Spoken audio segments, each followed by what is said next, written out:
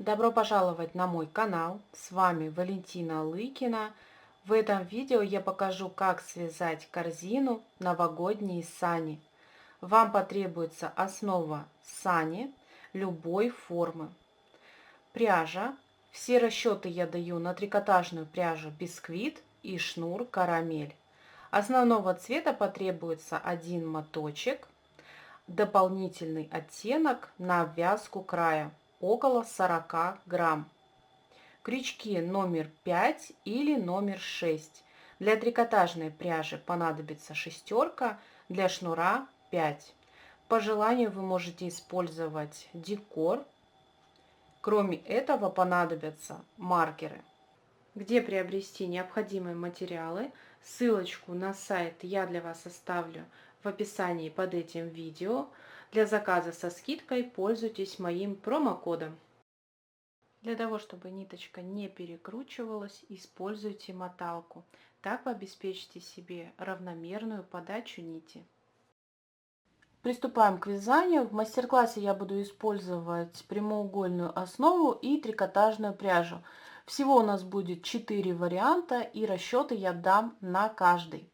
Об этом я расскажу немножко позже. Для начала необходимо выполнить обвязку данной заготовки. Использовать я буду крючок номер 5, так как он удобнее проходит в эти отверстия.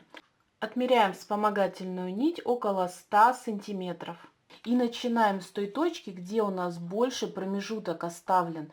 Здесь у нас будет самая высокая часть саней располагаться, поэтому начинать нужно вот в этой области, то есть от левого угла я ввожу крючок в третье отверстие. Выполняем обвязку. Первый ряд соединительными столбиками, второй ряд столбиками без накида. У меня на канале уже есть подробный мастер-класс о принципах обвязки деревянных донышек. Ссылочка на видео ждет вас в описании. Переходите и выполняйте обвязку по следующей схеме. Там, где указано красными галочками, в этих точках вы провязываете 2 столбика в одно отверстие. Этот вариант для шнура карамель, а второй вариант это для трикотажной пряжи. Если вы приобретали заготовку сани у другого производителя и данная схема распределения прибавок вам не подходит, то воспользуйтесь моим мастер-классом по обвязке донышек разных форм. Там я рассказываю о принципе, как распределить прибавки, чтобы в дальнейшем у вас изделие не стянулось. Переходите по ссылочке в описании. Вяжем корпус саней. Для этого используем уже крючок номер 6. Находим ту точку, где завершили вязание, там, где проходит рабочая и вспомогательная нить. Переворачиваем, петля, в ее центр вводим крючок за одну ниточку. Переворачиваем, с обратной стороны видим по всему периметру дужки, под нее тоже вводим крючок. Захватываем рабочую нить и вытягиваем ее на лицевую сторону. Захват рабочей нити, провязываем столбик. Перемещаемся в следующую точку, также в центр петли за одну ниточку и дополнительно захватываем дужку. Захват рабочей нити, вытягиваем ее. Захват рабочей нити, провязываем очередной столбик. Так мы двигаемся на протяжении всего этого ряда. Ряд закрывается по такому же принципу, как во всех предыдущих случаях, на последней петле. Вводим крючок в основание, захватываем рабочую нить, вытягиваем ее, отпускаем рабочую нить и переходим на вспомогательную. Захватываем ниточку и полностью ее протягиваем. Теперь нам необходимо проложить вот такую же петлю между последним и первым столбиком. Находим первый столбик и второй столбик. Мы между ними верхняя петля, с обратной стороны под нее вводим крючок. Захватываем вспомогательную нить и протягиваем. Возвращаем ее в ту точку, где она вышла. С обратной стороны ввожу крючок под дужку и в центр петли, откуда вышла вспомогательная нить. Захватываю ее и полностью протягиваю. Второй ряд вяжем столбиками в раскол. Вводим крючок в центр столбика предыдущего ряда таким образом, чтобы он вышел в той точке, где завершили прошлый ряд. Захватываем рабочую нить, вытягиваем ее на лицевую сторону. Опять захват рабочей нити, провязываем подъемный столбик. Перемещаемся в следующую точку, вводим крючок в центр столбика предыдущего ряда, захватываем рабочую нить, вытягиваем, провязываем столбик. Так мы двигаемся на протяжении всего этого ряда, довязываем до конца и закрываем. У меня на канале есть мастер-класс о вязании идеальных столбиков в раскол. Переходите по ссылочке в описании, там я раскрываю все свои секретики. Вяжем третий ряд по такому же принципу, как и второй. Переходим к формированию изгиба у саней. Одна сторона будет выше, другая ниже. И прежде чем мы перейдем к разметке, необходимо скорректировать вязание. В случае, если у вас трикотажная пряжа, то здесь у нас провязалось 3 ряда. Если в работе вы использовали полиэфирный шнур карамель 5 мм, то необходимо довязать еще один ряд. То есть всего здесь получится 4 ряда. Это делается для того, чтобы высота вот этих бортиков была одинаковая, так как высота столбика из трикотажной пряжи больше, чем из полиэфирного шнура. Необходимо нанести разметку. Несмотря на то, что у нас 4 варианта, принцип во всех случаях одинаковый. Для прямоугольных форм мы делим каждую из сторон пополам и фиксируем маркер. На короткой стороне получилось между столбиками его зафиксировать, на длинной стороне маркер зафиксирован на столбик. В случае с овалами сначала вы находите на узких сторонах центры и затем от них отсчитываете на боковые части и находите таким образом центр. В случае, если у вас сложилась такая ситуация, как вот в этом случае, то есть между столбиками у вас должен фиксироваться маркер. На боковых частях обязательно должны маркеры располагаться на столбике, то есть как у меня вот здесь. Если у вас центр между столбиками, просто смещайтесь в ту сторону, где у вас вот здесь промежуток маленький, и на тот столбик фиксируйте маркер. Дополнительно от центральных маркеров на самой длинной стороне необходимо отсчитать 4 столбика и на 5 зафиксировать маркер. Формируем первый ряд верха саночек. Ввожу крючок в ту точку, где завершила вязание, и вывожу рабочую нить на лицевую сторону. Захват рабочей нити провязываю в воздушную петлю, обворачиваю рабочей нитью петлю, которую сейчас провязала. Опять захватываю рабочую нить и провязываю воздушную петлю. Вот так выглядит подъемный столбик в виде столбика с одним накидом. Далее мы вяжем столбики с одним накидом. Я делаю накид, ввожу крючок в центр столбика предыдущего ряда, захватываю рабочую нить и вытягиваю. Сейчас у меня на крючке рабочая петля, накид и вытянутая петля. Я захватываю рабочую нить, провязываю через 2 нити на крючке. На крючке сейчас осталось 2 петли. Опять захватываю рабочую нить и довязываю еще через 2. Так провязывается столбик с одним накидом. Далее опять повторяю накид, ввожу крючок в следующий столбик, захватываю рабочую нить, вытягиваю, захват рабочей нити, провязываю через 2, опять захват рабочей нити, провязываю еще через 2. Так я вяжу до маркера, который находится вот здесь.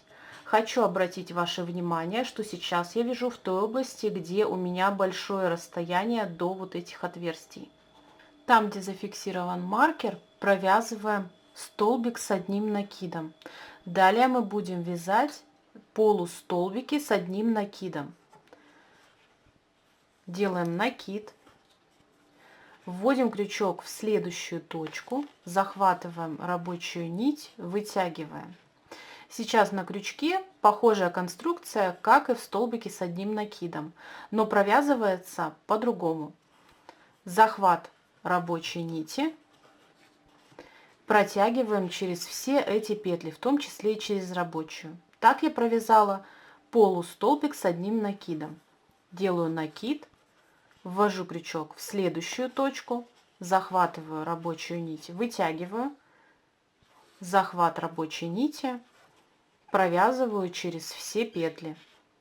Так мы вяжем до следующего маркера. Там, где располагается маркер, также необходимо провязать полустолбик с одним накидом. Все последующие столбики мы вяжем столбики в раскол. Так мы довязываем до маркера, который располагается у нас на противоположной стороне.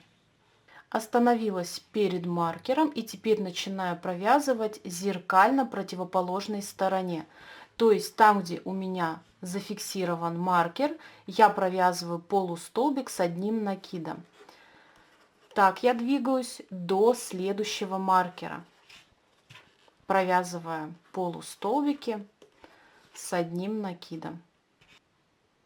Там, где у меня висит маркер, я начинаю провязывать столбики с одним накидом, так же, как и на противоположной стороне. Делаю накид, ввожу крючок в центр столбика, захватываю ниточку, провязываю через 2 и еще раз через 2. Вяжу столбики с одним накидом до конца этого ряда. На последнем столбике закрываем этот ряд. Делаю накид, ввожу крючок в центр столбика предыдущего ряда, захватываю рабочую нить, вытягиваю на крючке 3 петли, захват рабочей нити, провязываю через 2, отпускаю рабочую нить и перехожу на вспомогательную. Захват вспомогательной нити, протягиваю через 2 петли ее полностью. Нахожу первый столбик и второй столбик. Между ними верхняя петля, ввожу крючок с обратной стороны, захватываю вспомогательную ниточку и протягиваю ее. Теперь мне необходимо ее вернуть в ту точку, откуда она вышла. Ввожу крючок с обратной стороны под дужку и в центр петли, откуда вышла вспомогательная ниточка. Захватываю ее и протягиваю обратно. Вот так закрывается ряд, где провязываются столбики с одним накидом. Ряд начинается следующий точно так же, как и в предыдущих случаях. Там, где мы завершили вязание, я ввожу крючок в верхнюю петлю, вот она, верхняя петелька, ввожу крючок, захватываю рабочую нить, вытягиваю ее. И теперь имитирую столбик с одним накидом, делаю воздушную петлю, обворачиваю эту петлю рабочей нитью и еще одну воздушную петлю провязываю. Второй ряд я вяжу столбиками с одним накидом до маркера. Делаю накид, ввожу крючок в верхнюю петельку. Вот так это должно выглядеть. То есть у вас накид и петля. Вот в центр петли нужно ввести крючок. Захватываю рабочую нить, вытягиваю и провязываю все как обычно. Вяжем до маркера. Там, где у нас висит маркер, поднимаюсь вверх. В этой точке я провязываю столбик с одним накидом. В следующую точку прошлого ряда я должна провязать также столбик с одним накидом. Я делаю накид и ввожу крючок в полустолбик прошлого ряда. Вот это накид и внутри петля, в нее ввожу крючок. Захватываю рабочую нить, вытягиваю и провязываю столбик с одним накидом. Далее я буду вязать полустолбики с одним накидом. Я делаю накид, ввожу крючок в полустолбик прошлого ряда, также захватываю рабочую нить, вытягиваю опять захват рабочей нити и провязываю через все эти петли. Двигаюсь до той точки, где у нас висит маркер. Там, где висит маркер, я провязываю полустолбик с одним накидом. Следующую петлю после маркера я провязываю также полустолбик с накидом. Делаю накид, ввожу крючок в столбик предыдущего ряда, захватываю рабочую нить, вытягиваю и провязываю полустолбик. Далее я вяжу столбики без накида до следующего маркера. На противоположной стороне мы провязываем зеркально, то есть останавливаемся за один столбик перед маркером и провязываем полустолбик с одним накидом.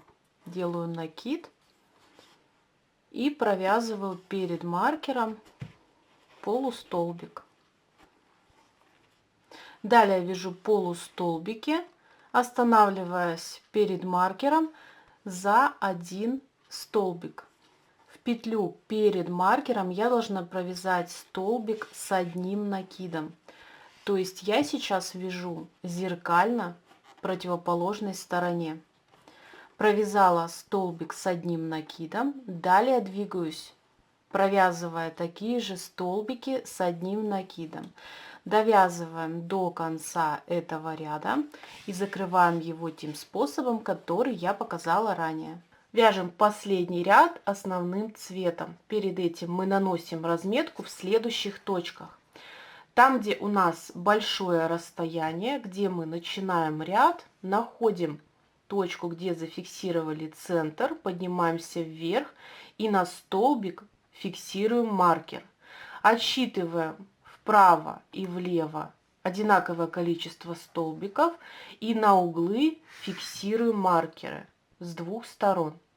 Далее мы переходим на боковые части и там, где у вас зафиксирован маркер, поднимаемся вверх и в этой точке тоже его фиксируем. С этой стороны делаем то же самое.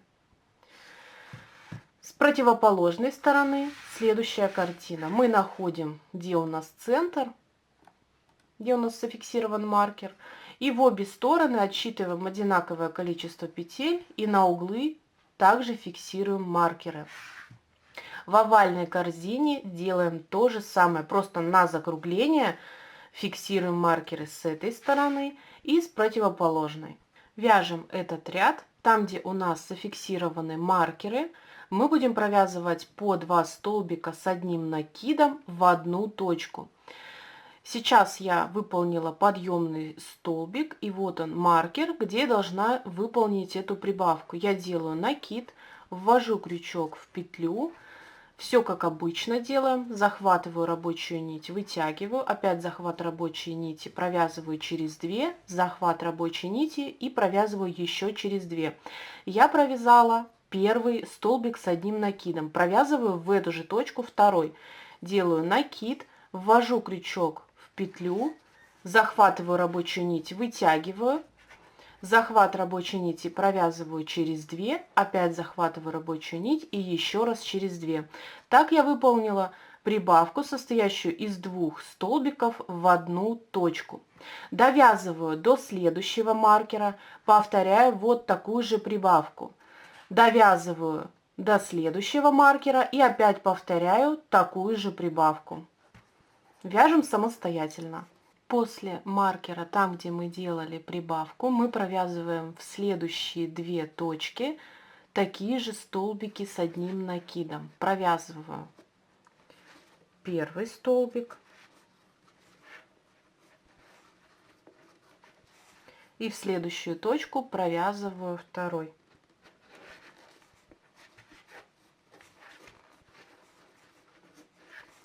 Далее мы вяжем полустолбики до маркера, то есть включая его.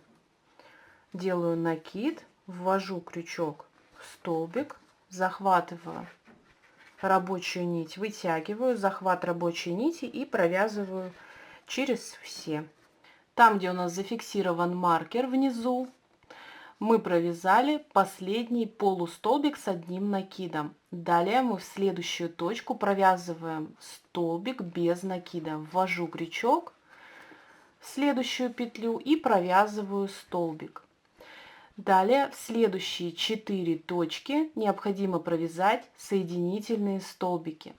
Я вытягиваю петлю, как она должна быть, на протяжении всего этого ряда, ввожу крючок в следующую петлю, это столбик без накида, захватываю рабочую нить, вытягиваю и провязываю через рабочую петлю. Так я провязала соединительный столбик. Вытягиваю петлю до следующей точки, ввожу крючок в центр столбика, захватываю рабочую нить, вытягиваю и провязываю через рабочую петлю. Так я провязала второй соединительный столбик, ввожу крючок в следующую точку и провязываю третий. В следующую точку ввожу крючок и провязываю четвертый соединительный столбик. Далее мы вяжем 3 столбика без накида. Вяжу первый,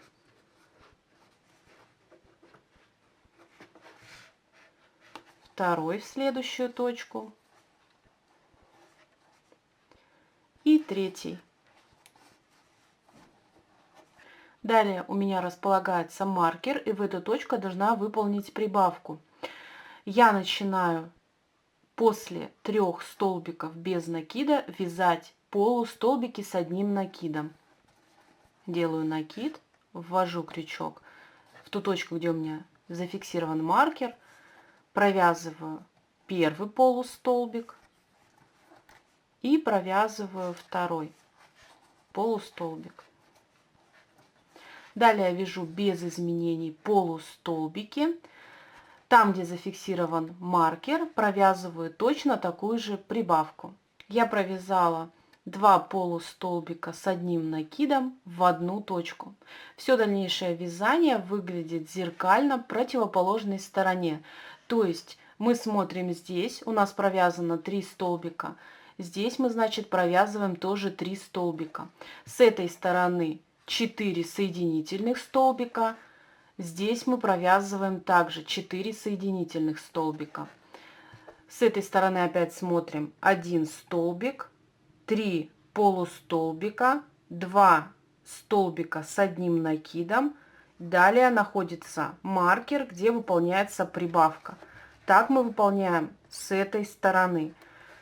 Далее здесь довязываем, выполняя прибавку, довязываем до конца и закрываем этот ряд.